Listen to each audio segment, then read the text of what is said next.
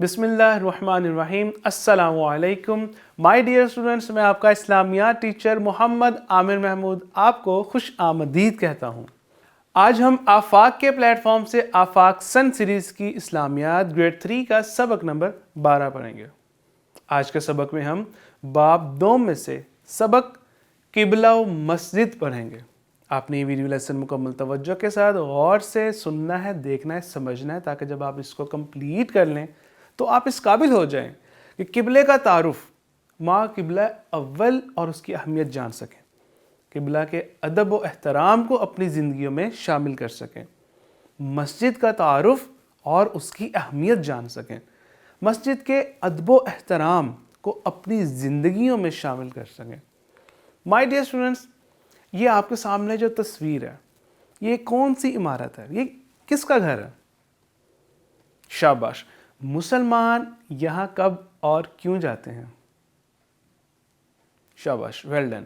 مائی dear students, قبلہ کا لفظی معنی ہے سمت یا پھر رخ، اور اصطلاحی معنی مسلمان جس طرف رخ کر کے نماز ادا کرتے ہیں وہ مسلمانوں کا قبلہ ہے۔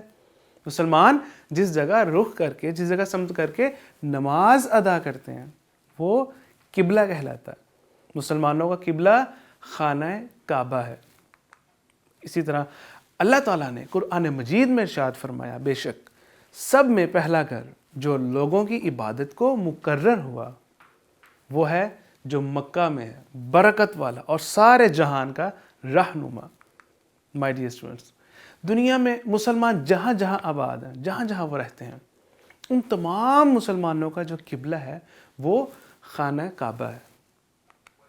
اسی طرح مائی ڈیئر اسٹوڈنٹس، مسلمانوں کا جو قبلہ اول تھا، جو پہلے جو مسلمانوں کا قبلہ تھا وہ بیت المقدس تھا۔ یہودیوں کا قبلہ بھی یہی تھا۔ تو ہمارے نبی صلی اللہ علیہ وسلم کی دلی خواہش تھی کہ مسلمانوں کا قبلہ کاش بیت اللہ، یعنی کہ جو خانہ کعبہ ہے، بیت اللہ مقرر کیا جائے۔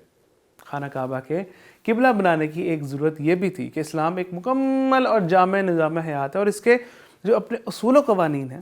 اسی طرح اس لیے قبلے کے معاملے میں یہودیوں اور عیسائیوں کی جو ان کی سملیرٹی تھی، موافقت تھی، اس کی بجائے جدد الانبیاء حضرت ابراہیم علیہ السلام کی اتباع ضروری تھی۔ اللہ تعالیٰ نے ہمارے آخری نبی صلی اللہ علیہ وسلم کی جو خواہش تھی، جو ان کی تمنا تھی، پوری کی، اور ہجرت مدینہ کے 16 یا 17 مہینے کے بعد ماہ رمضان میں سن 2 ہجری میں قبلہ کی تبدیلی کی اجازت دی۔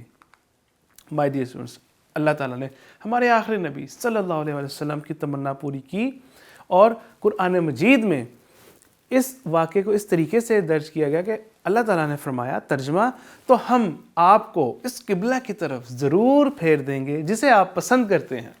تو اب سے اپنے جو ان کے چہرے ہیں، مسجد حرام، جو مسجد الحرام ہے خانہ کعبہ میں، جو ہمارے نبی چاہتے تھے، ان کی طرف اپنا رخ پھیر لیجئے۔ تو قرآن مجید کا یہ حکم نازل ہوا۔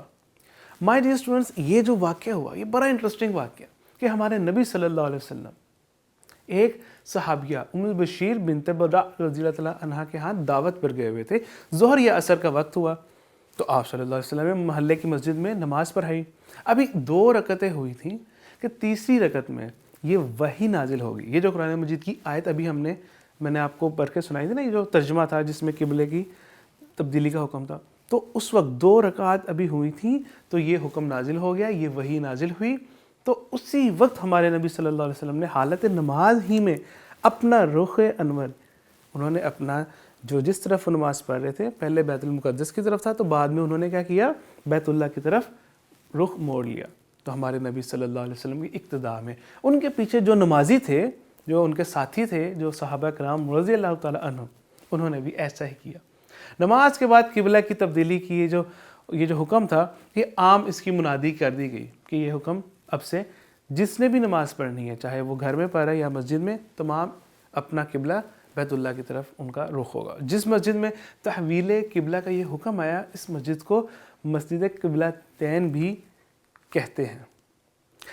یہ جو تحویل قبلہ ہوا تھا، جو قبلے کی تبدیلی کا حکم تھا، یہ جو اہل ایمان تھے ان کے لیے سخت آزمائش کا موقع تھا جس میں وہ پورا اترے، اور انہوں نے اپنے نبی صلی اللہ علیہ وسلم کی اتباع کی، جیسے انہوں نے کیا، بغیر سوچے سمجھے، بغیر انتظار کیے بغیر کسی ہچکچاہٹ کے انہوں نے ان کی اس ادا پر لبیک کہا اور انہوں نے بھی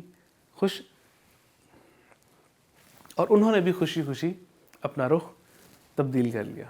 مائی ڈیئر اسٹوڈنٹس، پاکستان کو ایک فلاحی ریاست بنانے کے لیے ہمیں ہمارے نبی صلی اللہ علیہ وسلم کے تشکیل کردہ اسلامی اصولوں کو اپنانے کی ضرورت ہے۔ ان اصولوں کو اپنائے بغیر پاکستان میں امن اور خوشحالی ممکن ہی نہیں۔ مائی ڈیئر اسٹوڈنٹس، قبلہ کی طرف رخ کر کے جب ہم نماز پڑھتے ہیں، اسی طرح قبلے کے کچھ آداب بھی ہیں۔ یعنی کہ ایک تو چیز یہ حکم ہے نا کہ قبلہ ہمارا بیت اللہ ہے، اگر ہم وہاں پہ رخ کر کے اس جانب رخ کر کے نماز ادا نہیں کریں گے تو نماز ہی نہیں ہوگی۔ اسی کے ساتھ اس کے آداب بھی ہیں کہ قبلہ کی طرف منہ کر کے تھوکنا منع ہے۔ جو ہم اگر تھوکتے ہیں نا تو کوشش کریں کہ ہمیں قبلہ کی طرف کا سمت معلوم ہے تو اس طرف ہرگز نہ تھوکیں۔ اسی طریقے سے قبلہ کی طرف پاؤں پھیلانا بھی منع ہے۔ آپ لیٹے ہوئے ہیں تو آپ کے پاؤں قبلہ کی طرف نہیں ہونے چاہیے۔ اگر آپ بیٹھے بھی ہوئے تو کوشش کریں قبلہ کی طرف پاؤں نہ ہوں۔ قضائے حاجت جب آپ واش روم کرتے ہیں تو تب بھی کوشش کریں کہ قبلہ کی طرف پیٹھ کر کے نہ بیٹھیں۔ اسی طرح مائی ڈیئر اسٹوڈنٹس، یہ جو مساجد ہیں جن کی تصاویر ہے آپ کے سامنے، ان کے نام بتائیں اور یہ کہاں آباد ہے۔ شاباش۔ یہ جو ہم نے پہلے بھی آپ کو سلائڈ دکھائی تھی کہ یہ جو مسجد الحرام ہے، خانہ کعبہ، یہ سعودی عرب میں مکہ مکرمہ میں ہے۔ اور اسی طرح جو دوسری تصویر ہے یہ مسجد نبوی کہلاتی ہے اور یہ مدینہ النبی میں واقع ہے۔ مائی ڈیئر اسٹوڈنٹس، مسجد کے لفظی معنی ہے سجدہ کرنے کی جگہ، سجدہ کرنے کی جگہ، اور اصطلاحی معنی ہے مسلمان جس جگہ جمع ہو کر 5 وقت نماز ادا کرتے ہیں اسے مسجد کہتے ہیں۔ مائی ڈیئر اسٹوڈنٹس، قرآن مجید میں اللہ تعالیٰ نے فرمایا، ترجمہ، اللہ کی مسجدوں کو وہی آباد کرتے ہیں جو اللہ اور قیامت کے دن پر ایمان لاتے ہیں اور نماز قائم کرتے ہیں اور زکوٰۃ دیتے ہیں۔ مائی ڈیئر اسٹوڈنٹس، دنیا کی سب سے بڑی مسجد کون سی ہے؟ دنیا کی سب سے بڑی مسجد مسجد الحرام ہے جو مکہ مکرمہ میں واقع ہے۔ مائی ڈیئر اسٹوڈنٹس، ہمارے نبی صلی اللہ علیہ وسلم نے فرمایا، اللہ تعالیٰ کے نزدیک تمام بلاد یعنی جگہوں میں سب سے زیادہ محبوب ان کی مسجدیں ہیں، اور اللہ تعالیٰ کے ہاں تمام جگہوں سے زیادہ ناپسند ان کے بازار ہیں۔ مائی ڈیئر اسٹوڈنٹس، ہمارے نبی صلی اللہ علیہ وسلم نے مزید فرمایا، جس نے مسجد بنائی کہ اس میں نماز پڑھی جائے تو اللہ تعالیٰ اس کے لیے جنت میں اس سے افضل بنائے گا۔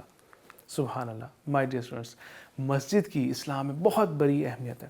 مسجد مسلمانوں کے جمع ہونے کی جگہ ہے۔ بچے قرآن و حدیث بھی اس کا جو علم ہے عموماً مسجد میں ہی حاصل کرتے ہیں۔ جمعہ کے دن علماء کرام لوگوں کو دین کے مسائل سے آگاہ کرتے ہیں، اس طرح ان کی اصلاح ہوتی ہے، معاشرے میں بھائی چارہ قائم ہوتا ہے، معاشرے میں ایک دوسرے سے جب لوگ ملتے ہیں آپس میں اتحاد قائم ہوتا ہے۔ ایک ہی صف میں مسلمان جب کھڑے ہوتے ہیں تو برابری مساوات کا یہ جذبہ پیدا ہوتا ہے، باہمی اتفاق کو فروغ ملتا ہے۔ مساجد دینی، مذہبی اور معاشرتی تعلیم کا مرکز ہے۔ مائی ڈیئر اسٹوڈنٹس، مسجد کے بھی آداب ہیں، جیسا کہ مسجد کو صاف ستھرا رکھا جائے، مسجد میں باوضو جایا جائے، اچھے خوشبودار لباس میں جایا جائے، مسجد داخل ہوتے وقت مسجد میں داخل ہونے کی دعا پڑھی جائے، اسی طرح باہر جب آئیں تو باہر نکلنے کی دعا، مسجد میں بدبودار چیز تو لے کر ہی نہیں جانی، کوئی اس طرح کی چیز کھا کر بھی نہیں جانا جس سے اسمیل آتی ہو، جیسے کہ پیاز ہوتے ہیں نا تو پیاز سے بھی منع فرمایا گیا۔